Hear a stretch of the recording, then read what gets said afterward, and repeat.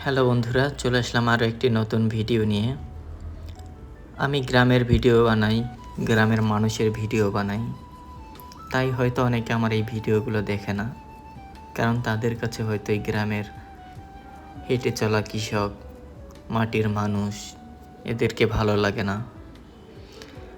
গ্রামের প্রকৃতি আর প্রকৃতির মাঝে হেঁটে চলা এই ভিডিও হয়তো তাদের মন টানে না। আমি যা দেখি, একজন কৃষক কাঁধে লাঙল নিয়ে গরু নিয়ে বাসায় ফিরছে, এই ধরনের ভিডিও হয়তো তাদের পছন্দ হয় না। তাই আমার চোখ দিয়ে আমি যা দেখি, আমি তাই ভিডিও করে আপনাদের মাঝে তুলে ধরার চেষ্টা করি। যারা এই ধরনের ভিডিও ভালোবাসেন তারাই কেবল বুঝবেন যে শহরের এসি রুমের থেকে গ্রামের বটগাছতলায় শুয়ে ঘুমানোর কত শান্তি।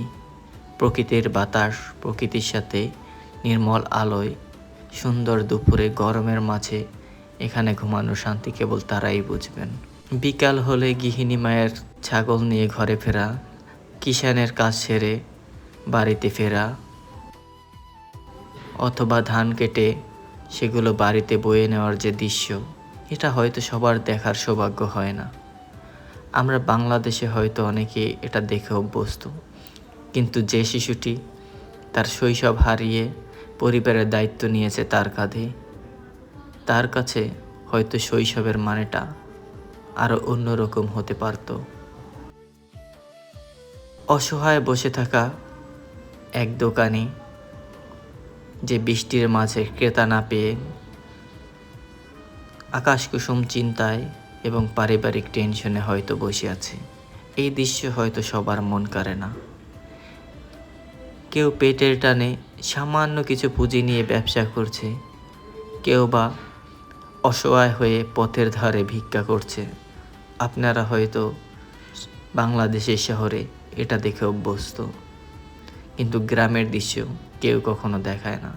রাস্তার ফুটপাতে যে যুবক সামান্য পুঁজি নিয়ে নিজেকে দাঁড়া করানোর স্বপ্ন দেখে ঢাকায় এগলি থেকে ওগলি ছুটে বেড়াচ্ছে, তার স্বপ্নের কথা হয়তো অনেকেই জানি, কিন্তু যেটা জানে না সেটা হলো গ্রামের ফেরিওয়ালাদের ছুটে চলার গল্প, কিষানের গল্প বা শিশুদের শৈশবের গল্প।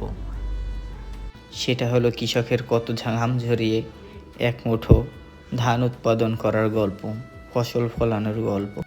গ্রামের দুরন্ত মাঠে ছুটে চলা শিশুদের যে আনন্দময় শৈশব, অথবা প্রথম সাইকেল চালানো শেখার যে দৃশ্য, বা বৃষ্টির মাঝে ফুটবল খেলানো অথবা পুকুরে সাঁতার কাটার প্রথম অভিজ্ঞতা, এটা হয়তো সবাইকে টানে না।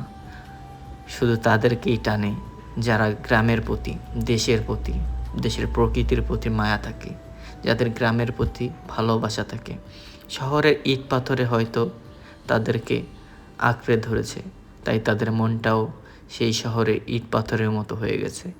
প্রকৃতির সাথে হয়তো তাদের বসা হয় না। তো যারা আমাদের ভিডিওগুলো ভালোবাসেন, শুধু তারাই লাইক, কমেন্ট, সাবস্ক্রাইব করে আমাদের পাশে থাকুন। ভালো থাকুন, বাংলাদেশের সাথে ভালোবাসুন নিজের দেশ ও মাতৃভূমিকে। আল্লাহ হাফেজ।